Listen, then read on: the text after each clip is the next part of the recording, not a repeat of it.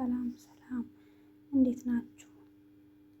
ናታን እንግዲህ ታግተዋል በያፌት እንግዲህ ደውሎ ኤፍራታ በ15 ደቂቃ ውስጥ እዚህ መድረስ አለብሽ ብሎታል። በ15 ደቂቃ ውስጥ እዚህ ካልደረሽ ናታን ሊሞት ይችላል። ለመሞትም ለመኖርም 15 ደቂቃ ብቻ ነው ያለው ብሎታል። እንግዲህ ኤፍራታ ቶሎ ካልደረሰች ምን እንደሚፈጠር አይታወቅም። ወደ ኤፍራታ እሱን ለማዳን ምንም ታደርጋለች ማለት ነው። ይህ ከጽዮን ጋር ነበረች። ጽዮንን እንደምን ብቻሽን መሆን አለብሽ ብሏታል። እንግዲህ ጽዮን እንደምንም አድርጋ በዘዴ ካርድ ግዢልኝ ካርድ ፈልጋለሁ ብላ ልካ እሷ ሄዳለች። እንግዲህ ምን እንደሚፈጠር የምናየው ይሆናል። ኤፍራታን ምንም እንዳደርጋት ነው የምፈራው። ኤፍራታንም በዛ እንዳይጎዳት ነው። ያፌት እንግዲህ ናታንን ማሰቃየት ነው የእሱ እቅድ የምፈልገው። ከዚህ በፊት ኤፍራታ ሁሉንም ተቆጣጥሯቸው ነበረ። ያፌትንም ሉሊትን በጣም እየፈራቻት ነበረ። አሁን ደግሞ እንደውም አልፈራሽም እያለች ነው። እንግዲህ ፍርሃቷ እየለቀቃት ነው። እሷም ችግር ተደራርቦባታል።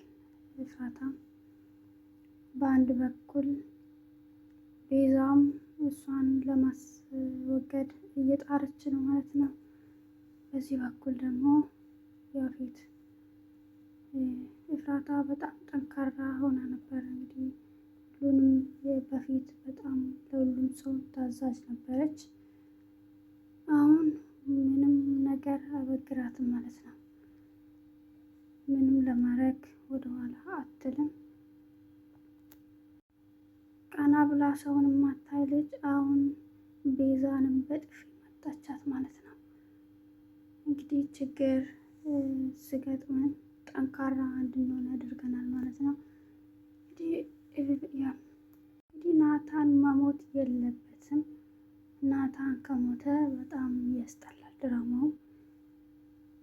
በዚህም ሆነ በዛ አብሮ መሆን አለባቸው መጨረሻ ላይም ቢሆን ኤፍራታና ናታን እንግዲህ በሆነ መንገድ ታድነዋለች ብዬ አስባለሁ። በሌላኛው በኩል ደግሞ ቤዛ ናታንን የራሷ ለማድረግ ምንም ነገር የማታደርገው ነገር የለም። እንግዲህ መስተፋቅርም አድርጋበት ነበረ። እንደውም ኤፍራታ መድኃኒት እየሰጠችው እየለቀቀው ነበር። ደግሞ በሌላ ችግር መጣበት እንጂ አሁንም ሌላ መድኃኒት እየፈለገች ነበረ። እንግዲህ ያ መድኃኒትም ማግኘት አልቻለችም። አሁን ሌላ እቅድ እያቀደች ነው፣ ግን ታውቆበታል ማለት ነው። መስተፋቀርም እንዳደረገች ደርሶበታል። ገኒ ደርሳበታለች።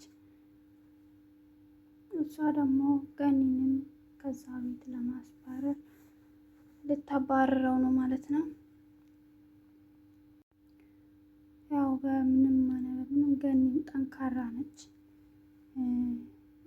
ብዙ መረጃ እጇ ላይ ስላለ ልታስፈራራም ትችላለች። እንደምንም እዛ ቤት መቆየት አለባት እሷ። እናትና ልጅ እንግዲህ በጣም ችግር እየተደራረበባቸው ነው ማለት ነው። እንግዲህ በምንም ጽዮንም ልትረዳቸው ትችላለች ማለት ነው። እነ ናታንና ኤፍራታን እንግዲህ በሚቀጥለው ምን እንደሚሆን የምናየው ይሆናል ማለት ነው። ወዶቼ እስኪ ሰብስክራይብ በማድረግ ቤተሰብ የሆኑ ላይክ ሼር በማድረግ አበረታቱኝ ማለት ነው። ቸር ሰንብቱ፣ ደህና ቆዩ።